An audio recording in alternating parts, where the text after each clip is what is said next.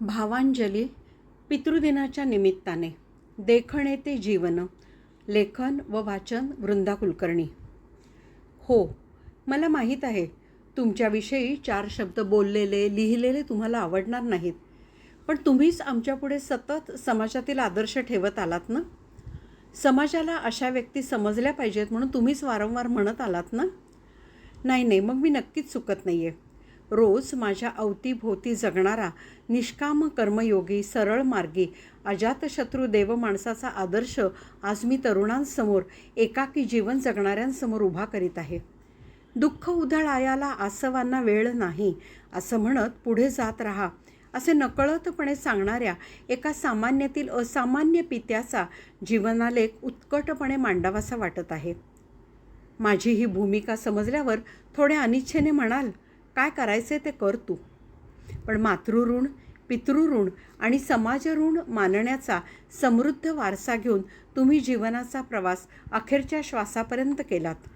स्वातंत्र्यपूर्व काळातील जन्म, घरातील देशभक्ती व समाजसेवेने भारलेले वातावरण, त्यामुळे साहजिकच बालपणापासूनच कमी गरजांवर आधारित साधं सरळ आयुष्य जगता येतं यावर तुमचा नितांत विश्वास. यातच निस्वार्थ व निरपेक्ष या गुणांनी भर घातली. म्हणता म्हणता तुम्हाला समाजाने देव माणूस हे पद बहाल केलं. तुम्ही अनंताच्या प्रवासाला निघालात तेव्हा तुमचा लाडका भाचा संजय म्हणाला, देव न मानणारा हा देव माणूस. तुम्ही आजीच्या, इतरांच्या समाधानासाठी कधीमधी देवपूजा केलीत, पण देव मानलात तो पानाफुलात, गोरगरिबात, दुःखितात. तुम्हाला झाडाचे पानही तोडलेले आवडत नसे.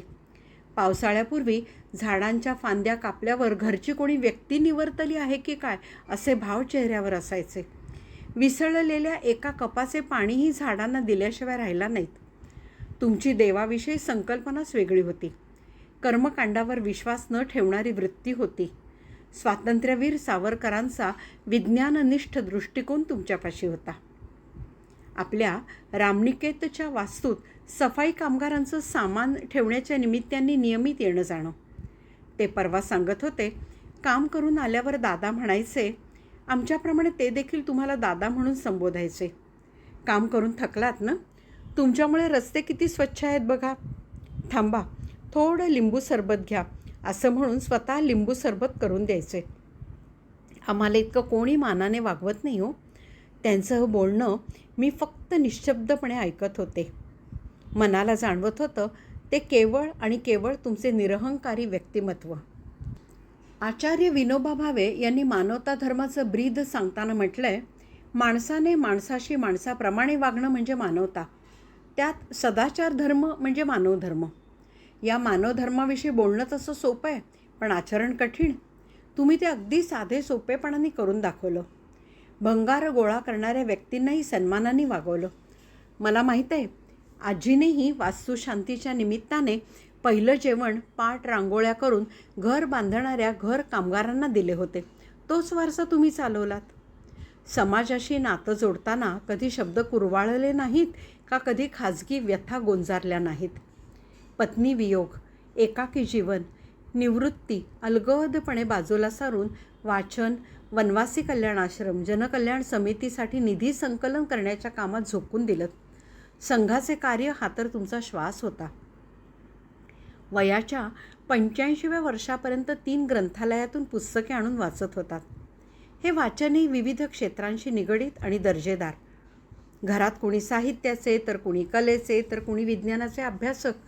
त्यामुळे आम्ही खूप वाचन करावे अशी तुमची तीव्र इच्छा असे. व्यस्त दिनक्रमात कधीकधी आत्ता मला वेळ नाही हो असं म्हणून मी तुम्हाला दुखवत असे, पण निराश न होता निदान एवढं एक तरी पान वाचच ही तळमळ कधी कमी केली नाहीत. कोणतेच विषय तुम्हाला वर्ज्य नव्हते. रवींद्रनाथ, शरदचंद्र, महाश्वेता देवी, आशापूर्णा देवी, शिवराम कारंथ, भैरप्पा या साहित्यिकांवरही तुम्ही मराठी साहित्यिकांइतकंच प्रेम केलं. वाचन नेमकं कोणतं करावं याची उत्तम जाण असल्यामुळे बहीण, भाऊ व वाचकप्रेमींशी तुमच्या साहित्यिक गप्पा खूप रंगायच्या. स्मरणशक्तीशी देणगी लाभल्यामुळे असंख्य घटना व विनोदी प्रसंगांची तुमच्याकडून मेजवानी असायची. माझ्या विद्यार्थ्यांनाही आवर्जून वाचण्यासाठी पुस्तके सांगायचात. कधीकधी विद्यार्थी त्यांच्या धेडगुजरी भाषेत मला गमतीने म्हणायचे, कभी भी आओ आजोबा पडताही दिखाई देता है. आज ती रिकामी खुर्ची सर्वांनाच बेचैन करते. लहान मोठे सर्वांनाच तुम्ही हवेहवेसे वाटत होतात. भौतिक व मुखवट्याच्या जगात रमणाऱ्या या सर्वांना तुमच्याकडून नेमकं काय मिळत होतं? का ते हळहळ व्यक्त करीत आहेत? वाचनप्रिय, संघशाखेत जाणारी, सतत काम करणारी व्यक्ती म्हणून तुम्हाला ओळखतात. पण विसरलेच, पांढरे केस असले तरी एक सळसळणारा उत्साह या नजरेतून ते तुमच्याकडे बघत असावेत. म्हणूनच आज प्रत्येकाला काहीतरी हरवल्याची जाणीव होत आहे. अनाहूत सल्ले न देता तरुणांमध्ये तरुण तर ज्येष्ठांमध्ये ज्येष्ठ होऊन राहिलात.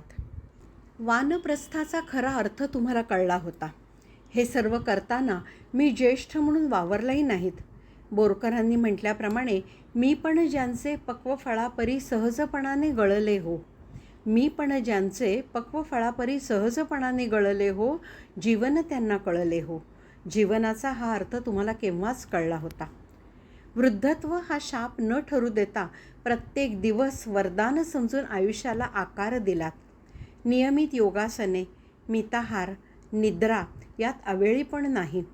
कार्यमग्नता यामुळे येणारा दिवस एकसुरी न राहता वेगळा उजाडत राहिला.